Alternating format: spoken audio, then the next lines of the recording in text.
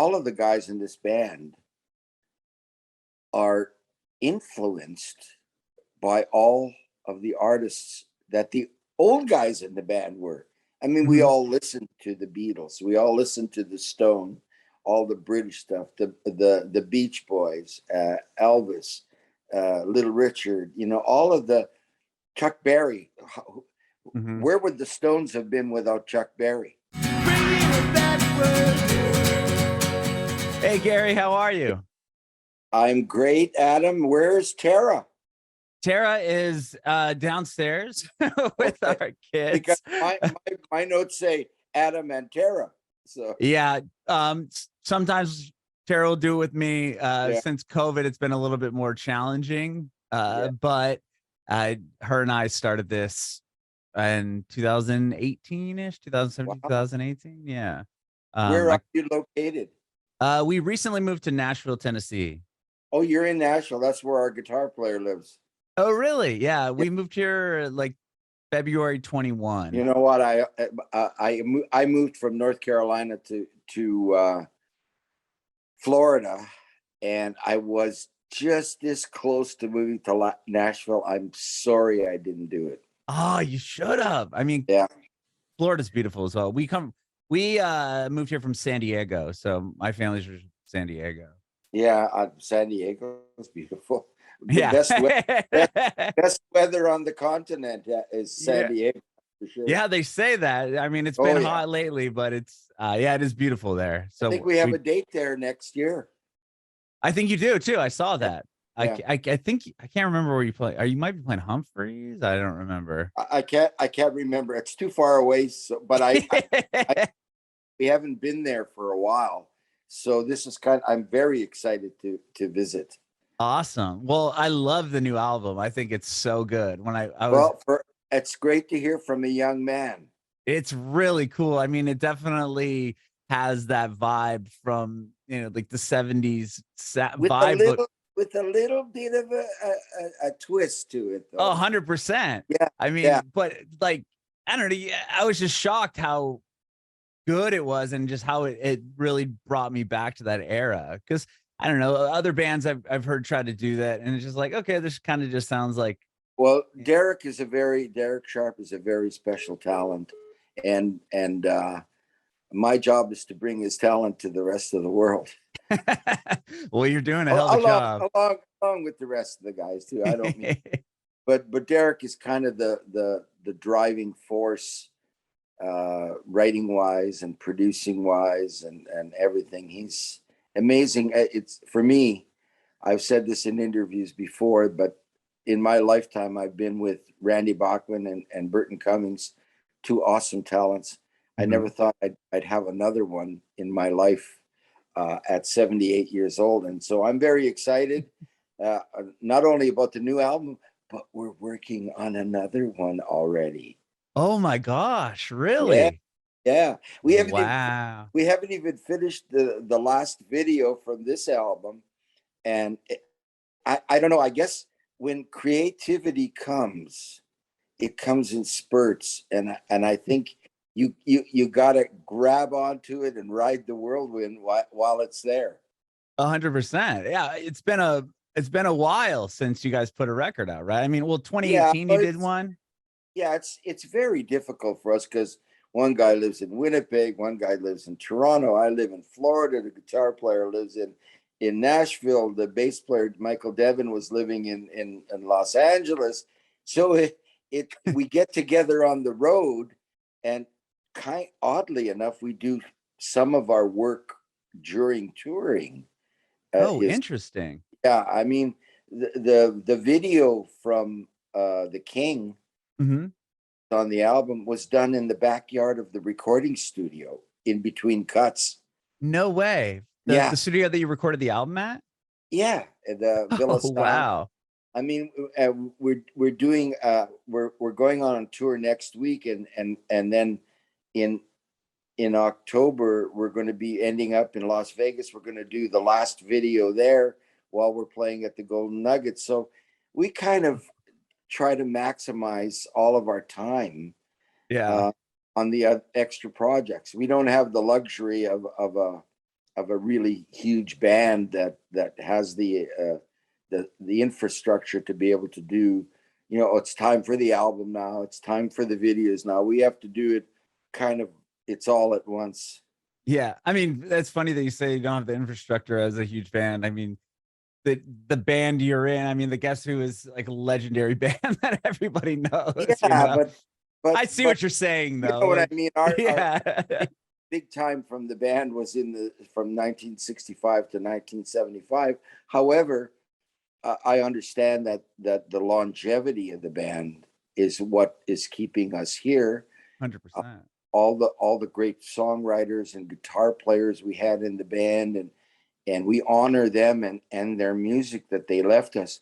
And what we're trying to do is create new music and try to add to that legacy.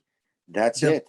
The album is really, really good. Like I didn't know what to expect going into it, and I put it on, and I was just like, wow. Like I was really shook by how you like to listen to it. That's what it is. Yeah. And I grew up on classic rock and you know, those bands. My dad was a Beatles fan and Zeppelin fan and fan of all the kind of that British invasion, and just to sit down and hear something new from a band that I listened to through my dad and being like, whoa, like this band is still doing awesome music is really rare. Good music is good music, you know. 100%. And bad music is bad music. All of the guys in this band are influenced by all of the artists that the old guys in the band were. I mean, we all listened to the Beatles, we all listened to the Stone, all the British stuff, the Beach Boys, Elvis, Little Richard, you know, all of the Chuck Berry. Where would the Stones have been without Chuck Berry? You're right. You're right. You know what I'm saying? Zeppelin did the same thing with a lot of those earlier blues rock guitar pieces. We're a sum total of what we listen to. And I believe when you're writing, I'm not a writer, I'm an interpreter of songs. But as a writer, in the back of your mind is all this stuff you've listened to. And who knows when something's going to come forward into something you're writing. I mean, it's just natural. That's what happens, unless you're somewhere on a different planet listening to nothing. You're right. And it'd be interesting to see what you wrote. That would be right if you've never heard anything before. They're just like, here's a piano or here's a guitar, smash around on this. Yeah. Well, Garry, I want to talk to you obviously about the new album a bit, but I'm really curious to kind of hear your, you know, story as far as like getting in and joining with other guys in the Guess Who and how the band really kind of got going. Yeah, Randy Bachman and I met playing Little League Baseball. No way. I was a child prodigy, and I was already in music from the time I was 4 years old. I met Randy when I was about 11 or 12. And he knew who I was because I was a star in Winnipeg. Did you start just to even back up further than that? So were you born and raised in Winnipeg? Yes. Yeah. Okay. My father was a drummer. And he was. Okay. So you started off on drums. He put drumsticks in my hand and started teaching me when I was 2. I had no memory of that. So my gosh. It's like walking for me. A buddy of mine who plays with a lot of big artists right now, and he tours mainly as a, you know, I don't want to say session drummer, but he's like a touring musician. So he'll play with, he plays with like Royal and the Serpent. He's played with this, trying to think. He filled in for Machine Gun Kelly. He's done like a lot of stuff, but he's the same way. His dad was a drummer and he started playing at 2. And it's really cool to hear that you know, started the same way. Yeah, I played with a lot of old acts, the Ames Brothers, the Four Lads. I played at the Chicago Theater on State Street in 1950 on a show with Peggy Lee. Oh, wow. I've done a lot. I mean, my history goes back to jazz as how I learned to play music. However, I met Randy. He said, I have a band. Would you like to play? My father said, you're going to go play with a guy with 2 harmony guitars, and that's going to be your band. He said, you're playing with all these great musicians. And I said, well, yeah, but they're playing rock. That's the music of it was the music of my era, right? I was older guys. So and was your dad in a band, or like, or yeah, he played in nightclubs. Like one nightclub he played in for 15 years straight. Wow. So you grew up watching him play. Oh yeah, as a he'd musician. take me to the nightclub, and I'd stay up late, and I'd sit in with the band sometime, you know, like 11, 12 o'clock at night, you know, on a weekend. And so there's pictures of me doing that with him. But anyways, so coming forward, when I met Randy, we started the band and progressed to having a band called the Velvetones. Okay. And there another band called Allman the Silvertones across the city. We were the 2 best bands in Winnipeg. Eventually, those 2 bands united and would keep the name Al and the Silvertones, which became Chad Allen and the Reflections, which became Chad Allen and the Expressions, which became the Guess Who. The Guess Who. Wow. Okay. So it really was the amalgamation of 2 of the best bands in Winnipeg at the time that would form the basis for what you heard on the first single. No way. Oh, so when it came to that first band, you said you met playing what, Little League at like 10, 11 years old. Yeah. When did you start playing like in the band? Yeah, Randy was playing violin and just starting to play guitar. Okay. And get involved in rock music and Elvis and, you know, Little Richard and Jerry Lee Lewis and Chuck Berry and all that stuff. So, and of course, Buddy Holly. And that's the first band we had was called the Embers. Okay. That's a cool name. Yeah. So you guys played what, through high school together? Yeah, and then high school dances, car club dances, and community club dances and all. See, in Winnipeg at the time, Neil Young was also living in Winnipeg at the time. Oh, really? My brother was in his band, Neil Young and the Squires. And on a Saturday night at my house, my dad would be getting ready to go to play at the nightclub. I'd be getting ready to go play with Chad Allen. And Neil Young would be knocking on the door to pick up my brother because he couldn't drive. He was like 14 years old to play him. So that was a Friday and Saturday night at my house. 3 drummers going to work. Oh my gosh! Did your brother end up staying and playing? Like, did he play professionally as well? No. Well, he played with Neil in the early years, and then he went on and went to university, and he is actually now our CFO for the Guess Who. No way! Yeah. That's awesome. Kept it in the family. I like that. Yeah, we did.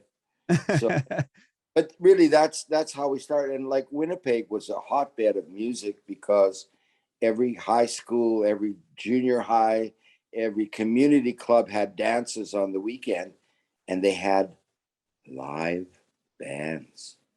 That's a lot of work. Unheard of now. Yeah, that's a lot of work for musicians. I mean, that's why that it became. There are ties from Winnipeg to BTO, to Loverboy, to the Crash Test Dummies.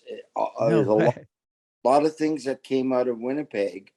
That little 400,000, 500,000 people. But during that time of music, pop music, it was alive with live bands. Wow. Records were only played at home. And so you'd play a dance and do a bunch of cover songs? Or yeah, we do Holly, we do the Shadows, Cliff Richard and the Shadows. We do, and even when the Beatles came out, we were doing all their stuff. We heard about them long before they ever hit here, and we were doing their material. Whoa, that's amazing. You see the influences that you're hearing in the music. All the guys that were ever in this band listened to the same things. That's why the music is that continuity even up until now. Yeah, because it doesn't sound like really anything. Derek Shaw from Thunder Bay. It's 400 miles east of Winnipeg, so really not that far. Paul Schaefer's also from Thunder Bay. Oh, wow. So Wild. there's like a musical thing going on, you know? Yeah. Oh my And goodness. so that's kind of like the early history. When it But came to that first, like you guys did Shaking All Over, that was the first like not, single that really, I mean, happened for you guys, right? I mean, that's almost what turned into the, just based on the stories I've read, what became the Guess Who, right? It was like, guess that, who this band is, right? The guy in the air or the radio or whatever was saying. it was important on two levels. Uh-huh. First of all, it was the first, we'd had hits in Canada before Shaken All Over. Oh, It was okay. it was the first hit that was picked up by an American label in New York called Scepter Records. Mm-hmm. They put it out and it went top 20 Oh, in wow. Billboard. So that was huge. It also gave us our name because we were called Chad Allen and the Expressions at that time. Mm-hmm. However, when they put Shaken All Over out, because they wanted to get it played amongst all that British invasion music, they didn't think radio stations would play it. They put on the label, Guess Who? ? Oh, when they send it out to the radio stations. Absolutely. Demo copies went out. Yeah. They started playing it. It became a hit. And then we had planned to, okay, the next record, we're going to call ourselves Chad Allen and the Expressions, which is the real name of the band.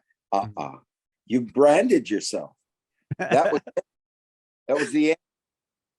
So Wow. So then it was just the Guess Who. We're gonna have the two. Disc jockeys who are playing this record are going, and now here's Shaken All Over by Guess Who. I love it. That's it. I came from radio. I did radio before I started this podcast, or even when I kind of started in the beginning. I was on the radio for like 15 years in San Diego and San Francisco. So I love hearing the radio stories. Yeah. It's just, I would get so excited if a label like sent me like a CD or a vinyl, like instead of just like, here's the download link to the songs, like getting the physical thing was, I felt like I was so cool. I'm like, wow, like this is what it felt like to be doing this, like in the 70s, the 80s. We're a radio band Uh-huh. who's now relearning how to promote music in this new digital world we live in. I mean, it's entirely different. I mean, before you used to play a record, you used to create a record, and you'd go out on tour to sell the record. Yeah, exactly. You made a lot of money on the record. Now you do a record and you tour to support the record. It's totally, you're touring to pay off the record. Yeah. or it's the record now helps get touring dates. Where it's the other way around. You got touring dates to sell the record. Interesting. Yeah, you've watched the industry change so much. I mean, to be it's like I mean, I'm 78 years old, so this is a whole, I mean, technology. I've got one foot in the old world and one foot in the new world, right? Yeah. Here I am on a podcast, which is, what's that? You told me that when Neil Young was knocking on the door, I would say, Neil, hey, we're going to be on podcasts later on, you know. He would thought it was like a pea pod or something. Yeah, right. Oh, so, wow. But it's still music, and in the end, as the Beatles said, it's all about people and people hearing the music, seeing the band, and they're the ones that tell you, hey, we like this. You guys are on the right track. Keep going. And really, it's when it boils down, that's what it boils down to. Mm-hmm. You said that you guys had some hits in Winnipeg or in Canada in general? Right across Canada. Before Shaken All Over? Yeah, we were on Quality Records. We had 3 albums in Canada before we. Wow. I didn't know that. So maybe were they under Chad Allen and the Expressions? Is that why you can't find them on? And actually, the first album was Shaken All Over album, and it was said Chad Allen and the Expressions in brackets. Guess who? Oh, wow. Album, right? So that came out, and then the next Chad Allen one was the Blue album. The first one was a Red album, then the Blue album came out. It was called Hey Ho, What You Do to Me. Was recorded at Scepter Records in New York City, and there were a couple of black writers, young kids, a girl and a guy, that were staff writers there, and they wrote a couple of songs for that album, which is called Hey Ho, What You Do to Me album. That was Ashford and Simpson. Oh, okay. I think I found it online. I've never seen it before. Yeah, it's like a blue cover. Yeah, and there's a Oh wow, that's wild. They were like 15 or they sang on the album, and they wrote a couple of tunes for it, and then they went on to become prolific pop writers. No way. Yeah. So then the third album in Canada was called It's Time. It was a green album. And that was the last album we had on Quality Records in Canada. The next album after that was Wheatfield Soul for RCA Records in 1969, which had These Eyes on it. Yes. Okay. So that's kind of but It's Time that was re-released as the Guess Who, wasn't it? Or what, did you guys re-put it out after? Yeah, there's all kinds of people that go back and repackage the past. But I'm just giving you the actual. Yeah, no, I love that. So that album, yeah. So It's Time was originally with Chad Allen, the Expressions, and then later you just put the Guess Who. Time is an important album because at the same time Chad Allen is the lead singer. Burton Cummings appears on that album as a keyboard player and sings a couple of cuts. Oh yeah, it's like a transitory album, like Clock on the Wall, and there's a couple other songs he sang on that. It looks like 7 Long Years. 7 Long Years, correct? Yeah. Yeah. Okay. Which was a mimic written like the Animals. It was like a copy of the Animals from England. Oh, okay. Yeah. Wow. And so from that album, that's when the transition happened into that, which became the first RCA album. Right. Yeah. We had met at that time. We met our producer, Jack Richardson, doing we did an album for Coca-Cola, a promotional where we were on one half and the Staccatos were on the other half, and the Staccatos went on to become the 5-man electrical band, which had a one hit in the States called Signs. Oh yeah. I know that song. Yeah. Wow. So we met our producer there. He produced that album for both of us, but something Jack Richardson saw in us prompted him to say to us, I want to take you to New York and record you. I believe he mortgaged his house to do that. And we went we went to A&R Studios, which was Phil Ramone. Huge. Oh yeah. God, they called him God. We went to that studio, and that's where Wheatfield Soul was recorded. Then Jack shopped that album, and RCA was the only record company that wanted it. Oh my gosh. Yeah. So once you even getting to the point of having Wheatfield Soul and being in the position to put your record out in front of RCA and all of that, like prior to that, doing a split for Coca-Cola, I mean, it sounded like the band was, you guys were fairly, successful as it was, right? Prior to even getting that. We were very successful. We were the only band in Canada that could travel from coast to coast. And we had our own television show like the Monkees.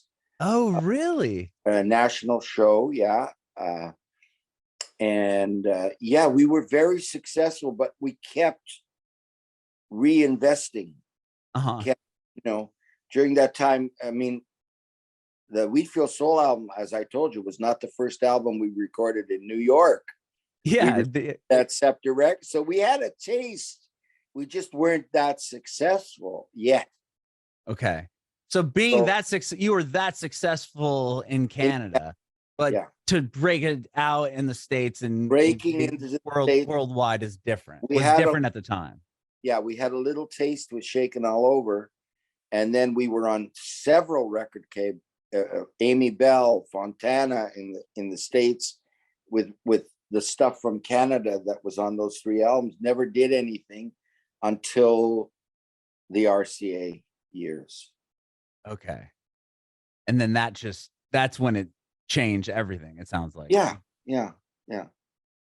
So that must have been like, I mean, do you remember, like, do you remember like calling your dad, or like a big moment, or once you signed this big record deal with an American record label, was that like, that must have been such a huge moment for you? Yeah, for me, perhaps it was not. I was already in show business. I had a career before this, right? Right. I had a taste of that. So I kind of, the rest of the guys were maybe more excited than I was. Okay. And not because I was jaded, but I was used to the attention from the time I was 4 years old. Right. You had already been playing with these big bands. Yeah, I'm more interested in playing in the music, period, not all the stuff that goes with it. However, looking back, obviously you need success to be able to continue. It's the way we are today. So for me, it was maybe a little bit different experience than from Randy Burton and Jim. Yeah. I mean, I was excited and hopeful. I mean, I don't know. We're sitting back in Winnipeg saying, "Oh yeah, would it be great to be on Ed Sullivan and all that stuff?" And because that's what all the successful bands were doing. But I would probably be happy just playing in a club somewhere at some point, playing music, as long as I play with good people, good music. That's kind of where I come from. Yeah. However, doing it at the level we got to was just, who knew, from Winnipeg, I mean, of all places. And I mean, you guys, I mean, I think the band might have had a bigger profile, larger profile, had we moved to LA or New York during the heyday of the band and hung out with all the media and the rock bands that were there. The Guess Who never received the notoriety for the amount of records it had that other bands did that were in LA. Look at what happened to Neil Young. He left Winnipeg, and he really went to Montreal first and Toronto, then ended up in LA, and look at his career. Yeah. So you guys never then left Winnipeg. You stayed? Never. Oh. Till after it was over. And was it just because you guys I think we felt enjoyed it there? Like you just I think we felt safe there. I don't know. It's hard to say. I think maybe it would be interesting to see the different ending it might have had we gone to LA. Who knows? Right. You might not have had the, it could have went the other way, right? I mean, things happen for the right reason. That's why we're still here, and you and I are talking a new album. I know. Who knew that, But it's funny. I've always been a proponent, no matter what era of the band. If you go back, you'll see I've been in the band the longest. I know.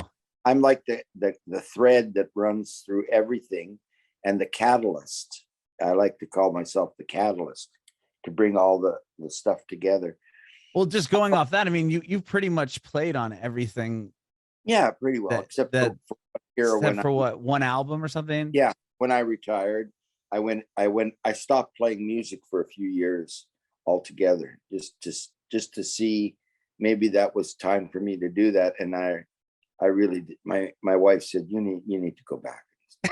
She's like, yeah, get back out there. This is not for you working at the hotel. And I worked at my father-in-law's hotel for a while, did night audit. And then really? General insurance business with my friend in Winnipeg. And, then I went back. So I missed just a little bit of Jim when Jim Cale put the Guess Who back together. I had rehearsed with them, and then I said, I don't think I want to do this. So they got a different drummer for that one album. Right. It was only for a very short period of time that you weren't. Yeah, really not anything significant. But I've spent most of my. If I'm 78 now, and I joined the Guess Who at 17, that pretty well tells the story. Yeah. Wow. So the current lineup of the band now is the same that was on the Future Is What It Used to Be, or no? Yes. Well, no, it isn't. Oh, it's not. We always get a band, and it's not even the same today from the album we just did. It seems people are always stealing our people. Oh my! So the band that recorded the album is different than now the current lineup that's going to tour. But the core is really the same. The essential people are the same. Okay. From the Future Is What It Used to Be. Styx took Will Evankovich. Oh, okay. The guitar player. He wrote some. And he was also one of the co-producers of the album. Gone. They also, at the same time, took our stage manager. Styx did? Yes. Oh. All right. So that we get over that, and they're really good friends of ours. So I'm just funning. They're such a great band, and Will and Scotty the Rottler is who's the guitar tech for Tommy Shaw. They're great people, and they went to a great band. I think Tommy Shaw and Derek Sharp are very good friends. I think they may be on holidays together now with their wives right now. Oh, really? We do that quite often. Yeah. I had JY on the podcast before. People I've ever met in my life. And we love the people from Styx and the whole organization, and admire what they have done, and kind of look to be the same, kind of. Yeah. I had JY on the show like 2 years ago. He's a cool guy. Yeah. Anyways, so we go and do this album, Plein D'Amour, and all of a sudden, the Dead Daisies steal Michael Devin from us. So I guess we have really good people in the band. It's what's happening. Yeah, I was gonna say, it sounds like it. Yeah. They're poaching your players. Yeah. So our new bass player is going to be Greg Smith, who played with the rocker from Detroit. I just forget his name now. Guitar player. Anyways, and also with Tommy James and many groups. Greg Smith is going to be the bass player for the near future, and hopefully, probably permanently, I would guess. And on the new album you guys are going to work on? Yeah, he will probably be on the new album that we're working on now. That's awesome. So where did you meet like Derek and them? Like, was this, I mean, obviously before 2018. This is an interesting story. So we go back to the year 2003, July 30th. We're on the Guess Who reunion tour, the original members. The last date of that tour was a date in Toronto called the SARS Festival. Okay. Featured the Rolling Stones, AC/DC, Rush, the Guess Who, and many other Canadian acts and American acts. There were 500,000 people there. It was in aid of the SARS virus, which was COVID, really. Yeah, I remember that. I remember, the SARS. So that was like when I had just graduated from high school. I remember that. Yeah, so it was held at an old aerodrome from World War II, where they would stage flights to go over to Europe for the war, World War II. And it was also a place that Pope John Paul II did his visit to Canada there because it could hold that many people, right? 500, Right. 500,000. That's mad. I mean, I can't even imagine that. It's like a whole city. You can't even see that far, Yeah. it becomes redundant. So anyways, there was a big room there. They had hangars, and the Rolling Stones had their own hangar all fixed up with couches and everything, pool tables and everything they wanted there. We were in a common green room where everybody could come. So my wife and I were sitting at the table having a bite to eat and a drink, and this couple came up, and the girl I noticed was she's famous in Canada and again in the States and all over the world, Sass Jordan. Okay. And I recognized her, and she had this tall blonde guy with her, long hair, and they sat down and we had lunch together, and then they left. And Sass was on the show, and I guess he was her musical director in his band.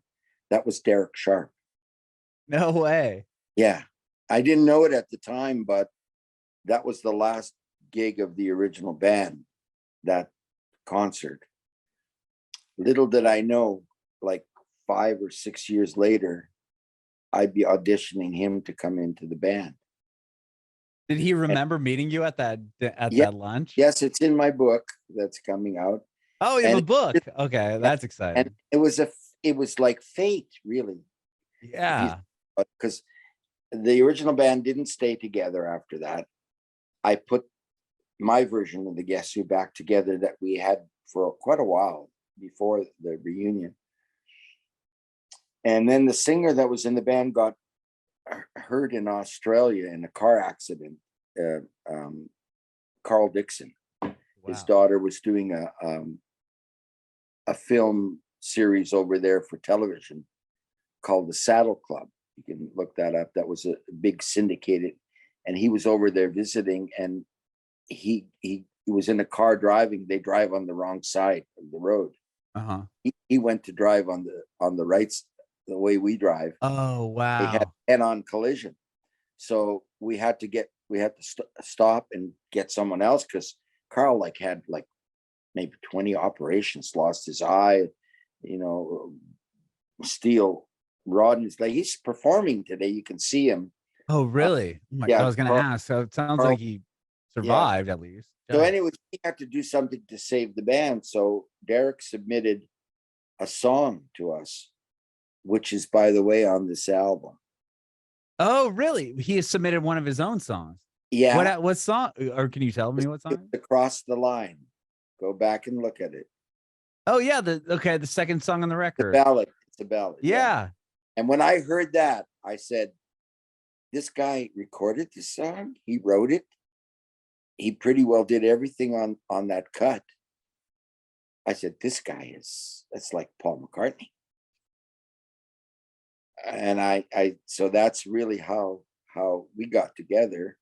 And then when we were talking later, and he said, well, if you remember, and he reminded me about that story I told you. Wow. So that's kind of a terrific story. That's amazing. Yeah. And then so he submits that song, and you're like, okay. Yeah, but obviously, yeah. But it was like, okay, you guys are gonna audition people for the band, and he submitted that song before his audition, or after he had already. When we our keyboard player knew him. Oh, okay, got it. So he suggested him, and then Derek submitted that, and we listened. That was the end, and from there, the rest is history, really. Why did you guys decide to save the song until this album instead of doing it on that first? I don't. When I always wanted to record the song, and Derek, I'm sure, I don't think we had the band at that time to be able to do it. Oh, okay. We didn't have the singers, we didn't have the personnel, and it took us a while to be able to do that. And finally we did it, and you hear the result now. Yeah, I was gonna say, yeah, I could see why maybe you waited a bit now. If you look at the guys in our band right now, like we have 5 guys in the band, 4 of them are lead singers. I mean, Wow. and really that becomes more like the Beatles. Sure. More Get like the bigger harmony. More like Queen, you know, Mm-hmm. guys that really sing. I mean, I sang on all the hit records, but I'm not really a singer, you know.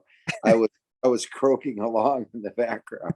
But so now we have the ability to attempt, you know, and you're hearing that on the album. The vocal backgrounds are quite spectacular on that. Yeah, I didn't realize that. I figured that was just like him going back and redoing vocals, like different takes and stuff, different harmonies. But it's there's that many people can sing to give it that full of a sound. That's which makes incredible. it. I mean, I a song like The King is really hard. I didn't, you know, we had no idea what it would be doing it like live, you Mhm. know, but we have the technology to cover the cello parts and stuff that is not, you know, nobody in the band plays cello. Mhm.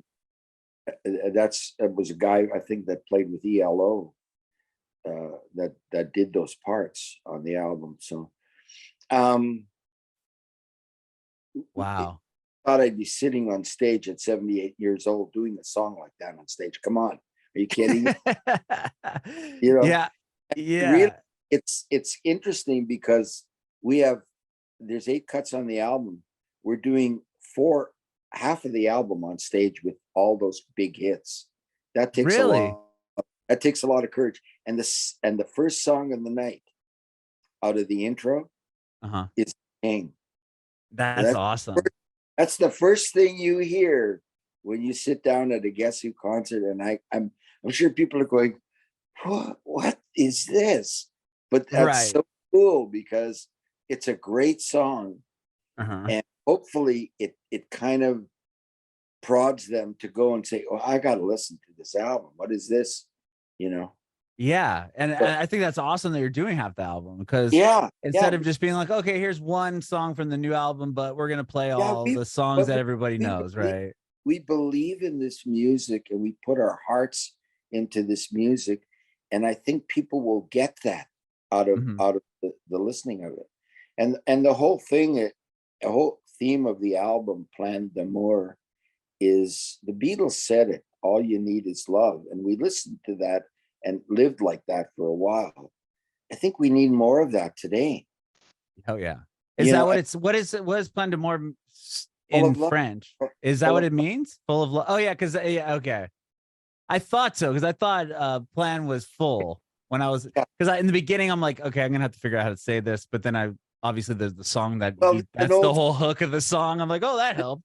there's an old pop song called Melody d'Amour. Uh-huh. It's Melody of Yeah, Love. melody of love. Okay. Yeah. Of love. The Amor. Amor. Yeah, it's similar in Spanish, I guess. So Yeah. yeah, so the album and the videos are kind of pointed towards that old corny, all you need is love. I think people got to think, you know, that this is stupid. You know, what is that? Uh-huh. Um, we need to be more civil. We need to listen to each other, you know, and what each other thinks and believes, because that's like this country, the United States. That's how it was founded, by people who came here to live, you know, their lives the way they saw it within the scope of the law of the land, you Hmm. know. And to me, Yeah. that's really important, you know, as Yeah. long as it's good values. And how could love not be a good value, you know? Well, I You love the album. I think what you guys are doing is amazing. The fact that you're doing so many tour dates throughout the end of this year, and I mean, you've got your schedule planned out basically through I mean, through like what, May of next year. You guys are oh, you're playing so many shows. even beyond that, we play a lot of little places. I love to go to not only the big places, but to the heartland of any country. Mhm. It's where the people live. You know, the people that make all the little towns that make up the United States or Canada or any country. that's where the people live. Not only New York, which I mean I like going there too because the people are there too. But you know those get all kinds of talent and all kinds of shows. I like going to the smaller places, and we're not on a set tour. We're on tour all year. Whenever the dates come in, we go out. That's the way it is. Wow. You know, it's not like okay, we're going out for this month. No, because some months, you know, like for instance, this year, August was slow and July was slow. Mm-hmm.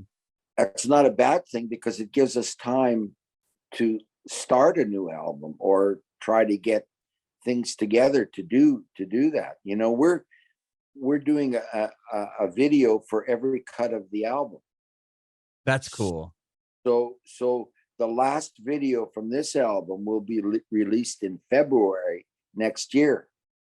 Oh, And well, I was gonna say because People Around Me came out not that long ago, right? That was the most recent video.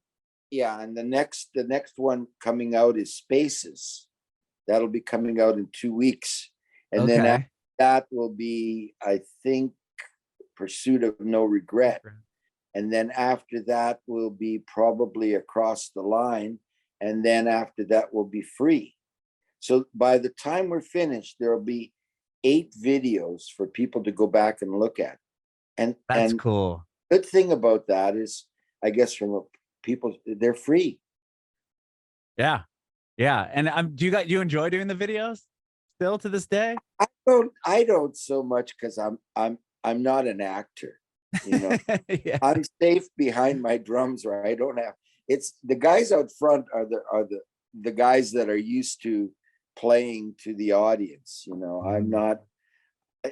I'm kind of, maybe I'm shy in a way because I've always been behind the drums, and you play. Your talking is done with what you play. You know. Yeah. I twirling sticks and all this stuff. I'm just I supply a groove. Yeah, you just are just solid to keep the band going. Right? So the videos are for me sometimes awkward. Although the guys said to me the other day that I did a good job of adding humor to the videos. I was gonna say, you don't seem like the introverted type when at least I mean, it's like you're funny, you got this big personality. It's interesting that you wouldn't be. I have bad knees. I have 2 artificial knees.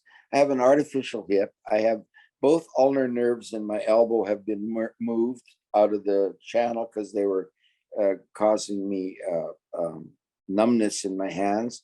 I've had carpal tunnel. I've had rotator cuff. I need 2 shoulder replacements, but I don't want to get them.